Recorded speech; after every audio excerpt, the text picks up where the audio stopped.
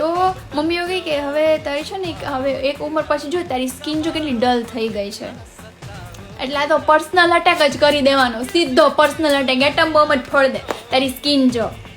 એટલે પતી ગયું, નૂર બૂર તો રહ્યું નથી ડાચામાં, એટલે એમાં તમે કંઈ બોલી ના શકો.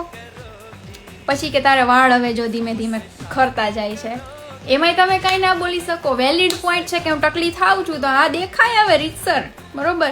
મેં કીધું મારે બેંગ્સ કપાવવા છે, તો કે પેલા વાળ છે પૂરું. એટલે એવું નથી કે અમારે લગ્ન નથી કરવા, પણ તમે તો આમ ઢંગનો છોકરો થોડોક હવે બચાય નથી, ઢંગના છોકરા ચાલે બધા હારા હારા છોકરા હોયા ગયા, એટલે ખબર નહીં. ઓકે, તો એ બધું થઈ ગયું. મમ્મી મને કેવું સમજાય ખબર કે હવે અત્યારે તમે 25-26ની ઉંમર હોય ને તો તમને શું પેલા ઓલી એસી વાળી બસ જેવા છોકરાઓ મળે, એમ મતલબ કે સારા એવા તમારે જોતું હોય એવું, તમે 19-20 જાતું કરી શકો આમ તેમ.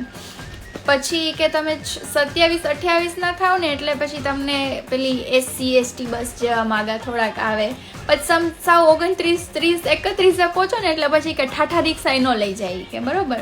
એ કે એવા માગાવાના બંધ જ થઈ જાય. પછી કે તમારા ઠોબારા જેવા ને ઠોબારા જેવું મળે સામે, પછી તમે બે ઠોબારાઓ ભેગા થઈને તમે શું 30-31 વર્ષે પછી માણી લ્યો જિંદગી. વાત તો સાચી છે, પણ આજકાલનું જે માર્કેટ છે ને યાર બહુ બીક લાગે, એટલે પછી એમ થાય કે એના કરતાં બરોબર છે મારા હપ્તા હું જાતે ભરું ને એ જ બેટર રહેશે.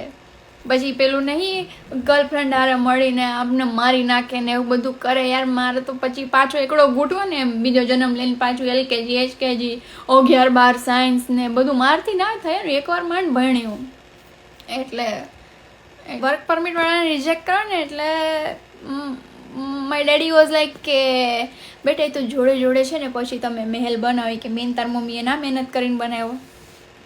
ચલો એ બધું બી હું કરવા રેડી છું, પણ યાર વર્ક પરમિટ પર તો હું છું, તો બેટર છે કે હું મારી ગાડી લઈને મારા હપ્તા જાતે ભરું, આધર દેન કે એની ગાડી લઈને કાંઈ એની જોડે બસમાં ધક્કા ખાવા કરતાં તો બેટર ઓપ્શન જ છે. યા તો આ નવું પણ છે મસ્ત એ બધું ઠીક છે.